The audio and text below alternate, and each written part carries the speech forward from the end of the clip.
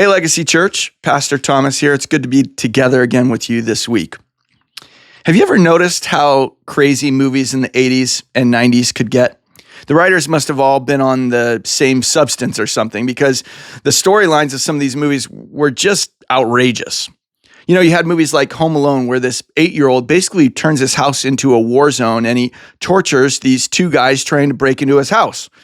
And then you had movies like Honey, I Shrunk the Kids where the kids are turned into ant-sized little people running through the front yard of their house. Or how about the movie Don't Tell Mom the Babysitter's Dead? You remember that? Where the elderly babysitter dies while the mom is away and the kids try to cover it up so that they can keep partying alone.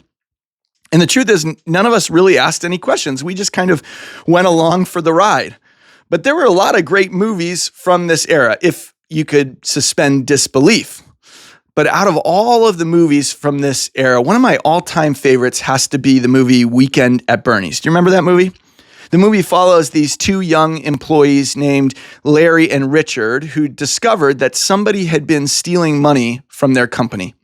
And so they do what they think is the reasonable and responsible thing to do. They go to their boss, Bernie, and they report it. Unfortunately, what they don't know is Bernie is actually the one who's stealing the money.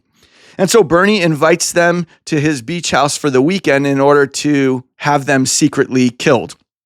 But before Larry and Richard arrive, their whole plan goes awry because when they arrive at the beach house, they walk in to discover that their boss, Bernie, has actually been killed first. And when they start investigating the scene for clues, they discover what Bernie had actually planned for them, and they become convinced that the people who are involved in his assassination may still be coming after them. And so they decide to do what any rational person would do. They decide to pretend like Bernie's still alive until they can figure out what to do to ensure that they don't get framed for his murder. And so they put sunglasses on him, they prop him up in chairs, they drag him around to parties, and they move his arms and legs. And somehow everyone at the beach believes that Bernie is having the greatest weekend of his life. It's hilarious. Stupid, yes, but also hilarious. But here's the thing. It was only hilarious because it was a movie, right?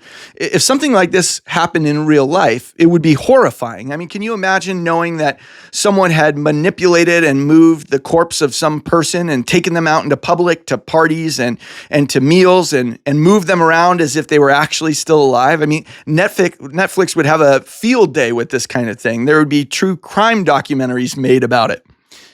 But here's the uncomfortable reality, which is that a version of this actually happens all the time. In fact, I've seen it with my own eyes.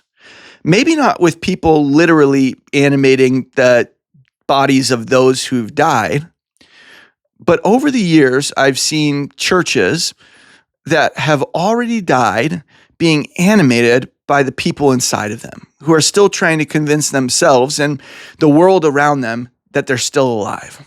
And so they plan events and organize meetings and pull the strings that make the arms and the legs move, all in the hopes that as long as the body is moving, no one will notice that there's no longer a heartbeat.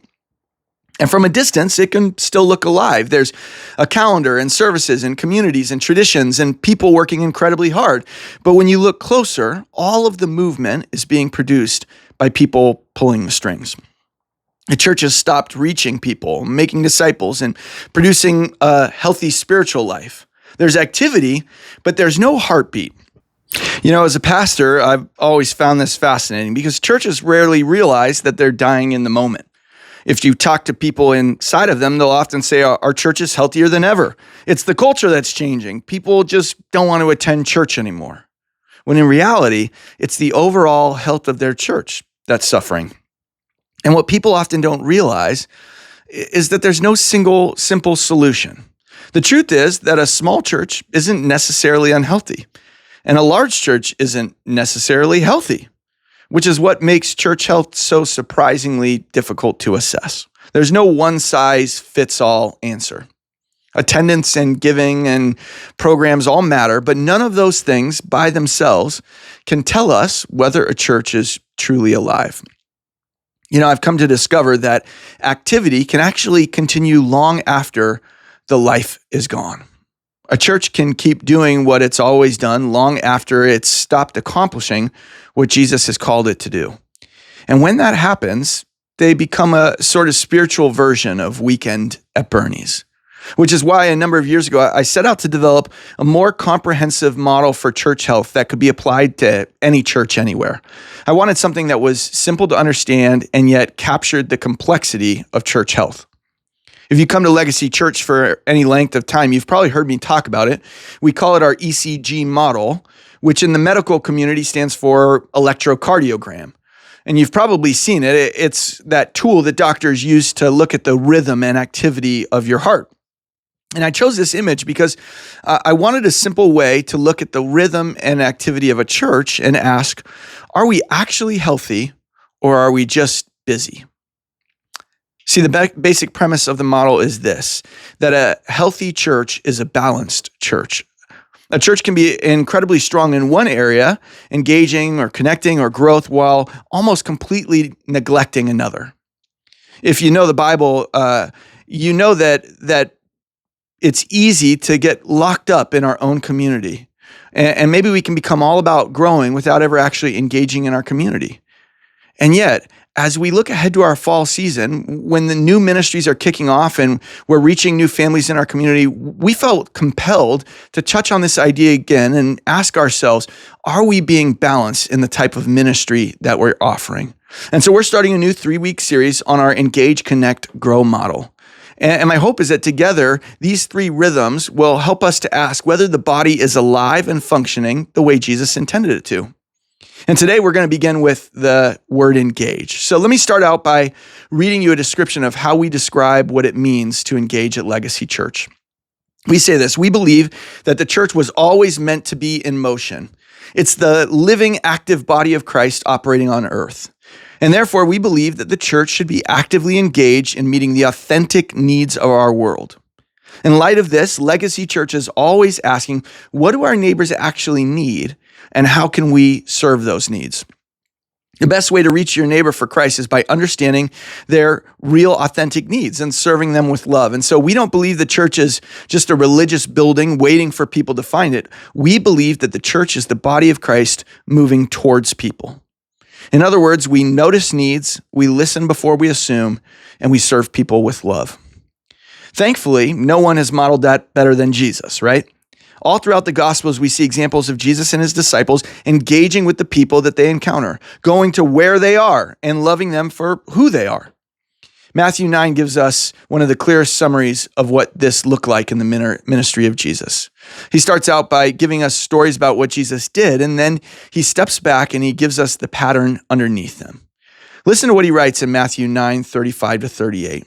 He says, Jesus went through all the towns and villages, teaching in their synagogues, proclaiming the good news of the kingdom, and healing every disease and sickness. When he saw the crowds, he had compassion on them because they were harassed and helpless, like sheep without a shepherd. And then he said to his disciples, the harvest is plentiful, but the workers are few. Ask the Lord of the harvest, therefore, to send out workers into the harvest field. So basically, in 4 verses, Matthew gives us 4 simple movements in the ministry of Jesus. He says that Jesus went, Jesus saw, Jesus felt, and Jesus sent. And I think those 4 movements give us a pretty clear picture of what it means to be an engaged church.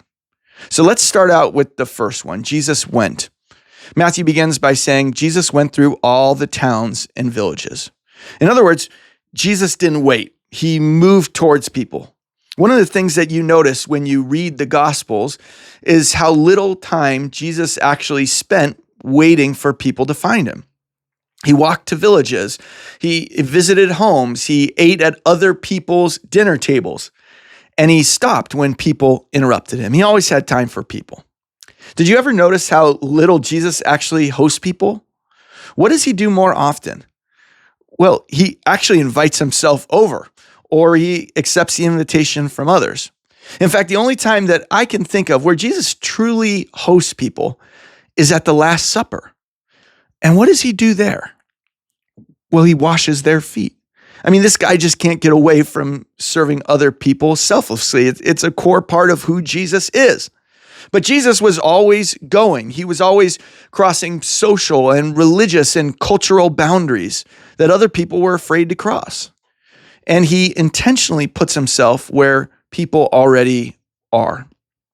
From the beginning, God's mission has always been moving towards people, which of course culminates in the arrival of God himself, right? That's the idea of Jesus. Jesus in flesh dwelling among his people. But it's not meant to stop there. After he turns to his disciples and says, as the Father has sent me, I'm sending you. He essentially calls his disciples to go out. The message is simple. It's go, which means that healthy churches don't simply open their doors and wait for people to come. They actually walk through them out into the world where people are. Now, that doesn't mean gathering as a church isn't important. What we do on Sunday morning is important, worship and teaching and Christian community. But the gathering was never supposed to be the finish line. It was meant to be a launching pad. Imagine what it would look like if we left the church every Sunday prepared to do battle with the devil. How would that change how we engage in worship? You know, one of the strange things that can happen when you follow Jesus for a long time is that without realizing it, your whole friend group can become made up of Christians. Before long, we can become so surrounded by people like us that we have no meaningful relationships with anyone who doesn't know Jesus. Now, of course, there's nothing wrong with Christian friendship. We desperately need it. But if every meaningful relationship in our lives is already inside the church, then who are we actually going to invite to know Jesus? Who are we going to introduce to Jesus? For some of us, engaging might begin with the decision to become more intentional about being around people who don't believe the way we believe. Maybe it means learning your neighbor's name instead of only waving at them as you pull out of the garage. Maybe it means inviting a coworker to lunch or talking with other parents at your child's practice. Maybe it means joining something in the community or opening your home to people outside the church. Whatever your method, we want to be intentional about building friendships with people in our community. But don't forget that whenever we talk about building friendships, we're talking about authentic connections. We're not talking about pretending to be someone's friend so that we can turn them into a project or fill a seat on Sunday. Jesus didn't love people as some kind of prop or outreach strategy. He loved people because they mattered to God. And so when we build friendships with people who aren't Christians, the friendship itself needs to be genuine. People are much more open to an invitation from someone who's already shown that they care. And we shouldn't expect people to come to us if we're unwilling to go to them, should we? So let me ask you this. Outside of your family and this church, who do you actually know well enough to invite? Who are you praying for by name? Where can you build the kind of relationship that makes an invitation to Jesus believable? Jesus went, and an engaged church goes too. Our call doesn't stop there, though. We see that Matthew doesn't just tell us Jesus went, it also says that he saw. Matthew continues by saying, when he saw the crowds in verse 36.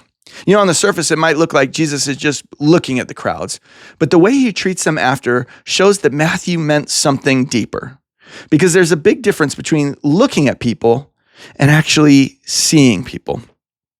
Have you ever had a friend or a family member that seemed to just see you for who you were? They could tell when you were lying. They could tell when you were feeling down. You know, there's a big difference between someone who knows things about you and someone who really knows you. Jesus looked at the crowd and he saw them for who they were, good, bad, and ugly. And he loved them.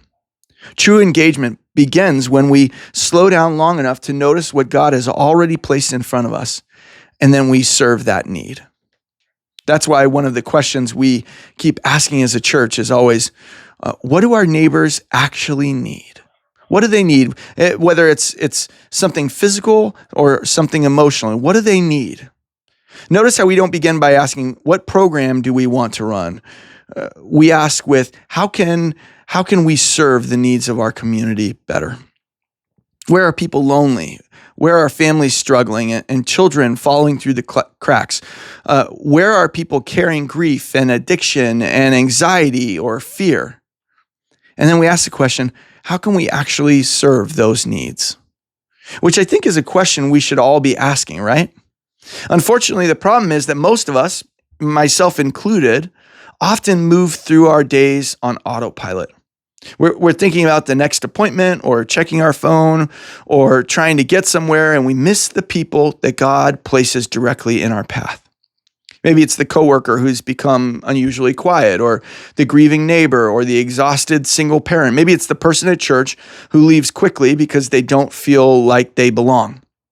Sometimes the first act of ministry is just paying attention. You notice that someone hasn't been around, or maybe their energy has changed, or they're carrying more than they're saying. And then you ask a question, like, how are you really doing? You seem a little quieter than normal. Is everything okay?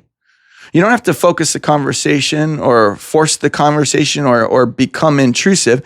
You simply let them know that I see you, that you're not invisible to me. You can't meet a need that you refuse to see. So what would happen if every morning we began with a simple prayer? Lord, help me to notice the people that you put in front of me today. Because when you ask God to help you see, you start realizing that ministry opportunities have been around you the entire time. Jesus saw, and an engaged church learns to see too. But for Jesus, seeing the need wasn't the end of the process. The Bible tells us that Jesus also felt compassion. Matthew says this, when he saw the crowds, he had compassion on them because they were harassed and helpless like sheep without a shepherd. Jesus went and he saw, and then when he saw, he felt compassion. The word that Matthew uses here for compassion means more than feeling sorry for someone. Jesus wasn't emotionally detached from the pain around him. He saw people for who they were and discovered that they were worn down and spiritually directionless. They were like sheep without a shepherd. Some of those people probably looked completely normal on the outside. They were working and raising kids and paying their bills and laughing with their friends. But underneath, Jesus saw confusion and loneliness and shame and fear. People searching for direction. See, compassion begins when we stop reducing people down to the behavior that we can see on the surface. It's easy to label people. This person is rude. This person is an addict. Labels make people easy to dismiss. But compassion, it slows us down long enough to ask better questions. Instead of asking what's wrong with them, compassion might ask what happened to them. Instead of only seeing addiction, compassion sees a person trapped in a cycle they can't escape. And instead of assuming someone who avoids church doesn't care about God, compassion wonders whether the church once hurt them. Compassion doesn't excuse every behavior, but it does force us to become curious. See, Jesus, he never confused compassion with pretending that sin didn't matter, but he also never allowed someone's worst moment to become their entire identity. He saw more than the problem that everyone else could see. And if we're going to engage with people the way Jesus did, we need to ask God for that same kind of heart, that same kind of compassion. We need to look beyond what's irritating us and ask what might be hurting them. We need to listen before we assume and become slower to judge and quicker to care. And sometimes that means sitting with someone in grief or meeting a need, or maybe it's just simply showing up. And sometimes it means saying, I don't know how to solve this, but you're not going to walk through it alone. People need to experience authentic compassion more than they need to hear our honest opinions. The world has heard Christians explain what we believe, but the question is, have they experienced the love that those beliefs are supposed to produce? And oftentimes, reaching your neighbor for Christ begins by understanding their needs and serving them with love. Not because service replaces the gospel, but because service gives people a visible picture of the love that we're proclaiming. And lastly, Matthew tells us that Jesus sent. Jesus said to his disciples, the harvest is plentiful, but the workers are few. And ask the Lord of the harvest, therefore, to send out workers into the harvest field. At first glance, it sounds like Jesus is telling his disciples to pray that somebody else would do something about it. But remember who he's talking to. He's talking to the disciples. Jesus isn't speaking to spectators. He's bringing up something that they're already deeply involved in. But this chapter break, it can make us miss what happens next. See, at the end of Matthew chapter 9, Jesus tells them to pray for the workers. But then in Matthew 10, Jesus calls those same disciples together and gives them authority to go out and do the work. In other words, they prayed for the workers, but they did the work too. Jesus said, in effect, you're the first answer to prayer. He wasn't calling them to pass the buck. He was calling them to answer the call and to pray that more workers would join them. And that matters because Christians are great at saying somebody else should do something, right? Somebody should reach my neighbor or serve this struggling family. Someone should invite my coworker. Someone should start this ministry or that ministry. But Jesus reminds us that you might just be that somebody. You don't have to become a pastor or quit your job or move overseas. God has already placed you in a mission field. Your office, your street, your child's school, and your extended family are all places where God can use you. The places where you already live and work and shop and play and build relationships are the places where God is sending you. Now, that doesn't mean that every conversation has to become a sermon. It probably shouldn't. It just means that we begin by living with the awareness that God can use our presence. You can pray for people, encourage them, invite them into your home. You can meet practical needs and share what Jesus has done in your life. You can invite someone to church and offer to read the Bible with someone who has questions. And you can become the person who shows up when everyone else disappears. And while you do that, you pray for more workers. You pray that your children would love people who are far from God and that your Connect group would become a place that's outwardly focused. And you pray that God raises up more ordinary believers who are willing to say yes. Because the harvest is far too large for one pastor or one ministry or even one church. He's asking each of us to answer the call in front of us and pray that others will join us. I can tell you today, Legacy Church isn't waiting for workers to arrive. We believe that they're already here. And every Sunday, those workers walk through these doors, worship and pray and learn and encourage one another. And then Monday morning comes, and we expect you to go out and apply those things in your life. You go to your classrooms or your businesses or your workplaces, and we expect you to go into the world and be a light in a dark place. Everywhere the people of God go, the body of Christ is present. And that's what it means to be a church in motion. Which brings us back to our ECG model. See, a healthy heart is always beating. It's moving in and out. It receives and then sends life throughout the body. And a healthy church does the same thing. We gather and then we go. We receive grace and then we extend it. We experience the love of Jesus and then we carry that into the lives of others. And that's why our first word in the ECG model is engage. Because engagement begins long before anyone walks through the doors of a church. It begins where you learn a name or you ask a question or you listen to a story and you notice a need. It becomes real when compassion moves you to act in the place of that God has already placed you. But before we can continue with where we're going, I think we need to recap what Jesus has done. He gives us this 4-part model. He says, first, we need to go. That we need to intentionally make room in our lives for people who don't know Jesus. Invite someone to lunch, talk to a neighbor, or stay long enough to have a real conversation. Second, he says we need to see our neighbor. So begin every morning with the prayer, Lord, help me notice the people that you put in front of me. Third, he says, allow yourself to feel compassion. Before you judge someone, become curious about their story. Learn about who they are and where they come from. And finally, answer the call. Don't just pray that somebody does something. Ask God to show you what he's already placed in front of you to do. Meet a need, offer help, invite someone into your life and into your church. And then pray that more workers would join you. Because engagement doesn't just begin with the program, it begins with the person, someone God has already placed in your path. And maybe the best way to start thinking about the harvest is just putting a name to a face. So whose name do you need to learn? Who have you been noticing is struggling? Who have you been hoping that you could reach for the gospel? And if you start living like this, you might just discover that you were the one that God intended to use all along. Amen? All right, Legacy Church, let's go out this week and be men and women who engage with the world in order to reach them with the gospel. God bless you, and we'll see you next week.